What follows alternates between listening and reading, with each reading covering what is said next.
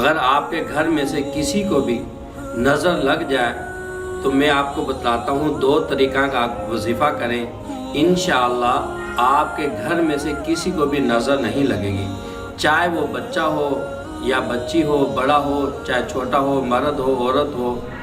یہ وظیفہ آپ کریں گے تو انشاءاللہ آپ کے گھر میں سے کبھی بھی کسی کو نظر نہیں لگے گی۔ آپ نے دیکھا ہوگا کہ لوگ گاڑی لاتے ہیں اور نیچے دیکھا ہوگا کہ جُتی لٹکی ہوئی ہوتی ہے یا کوئی اور چیز لٹکی ہوئی ہوتی ہے۔ مجھے سمجھ نہیں آتی ہمارے مسلمانوں کا ذہن کہاں چلا گیا، کیا ایک وہ جُتی نظر سے بچائے گی جو کسی گاڑی کے نیچے لٹکی ہوئی ہوتی ہے؟ بھائیو، یہ تو سیدھا سیدھا شرک ہے۔ ایک جگہ میں گیا، وہاں پر فصل دیکھی تو بہت اچھی فصل تھی، اور ایک طرف میں نے دیکھا کہ جُتی لٹکائی ہوئی ہے۔ میں نے مالک سے پوچھا کہ یہ کیا ہے؟ کہا کہ میری فصل بہت اچھی ہے، مجھے ڈر ہے کہ کوئی آ کر نظر نہ لگا دے، اس لیے میں نے جُتی لٹکا دی تاکہ نظر نہ لگے گی۔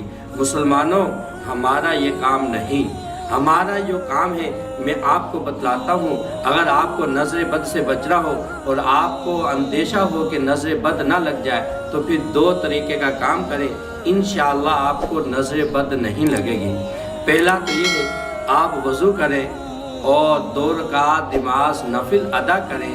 نماز نفل ادا کرنے کے بعد آپ سورہ فاتحہ کو کسی بھی چیز پر لکھ دیں، اور سورہ فاتحہ کو کسی بھی چیز پر لکھ کر اگر بچہ ہے تو بچے کے گلے میں ڈال دیں، اگر مرد ہے تو مرد کے گلے میں ڈال دیں، عورت ہے تو عورت کے گلے میں ڈال دیں، بچی ہے تو بچی کے گلے میں ڈال دیں۔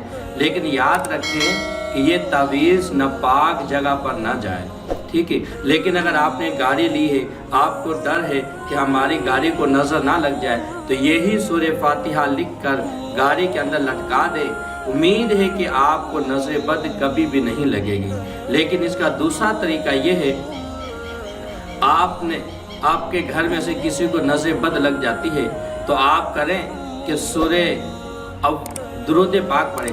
درود پاک کون سا؟ نماز والا درود پاک پڑھیں، اور اس کے بعد 3 مرتبہ یہی سورہ فاتحہ پڑھیں، اور سورہ فاتحہ پڑھنے کے بعد پھر 1 مرتبہ درود پاک پڑھیں۔ اللہم صلی علی محمد وعلی آل محمد کما صلیت علی ابراہیم وعلی آل ابراہیم انک حمید مجید۔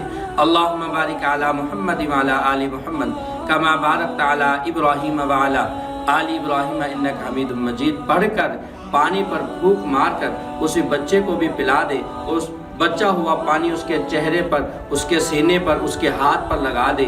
انشاءاللہ آپ کے بچے کی نظر بہت جلدی ختم ہو جائے گی۔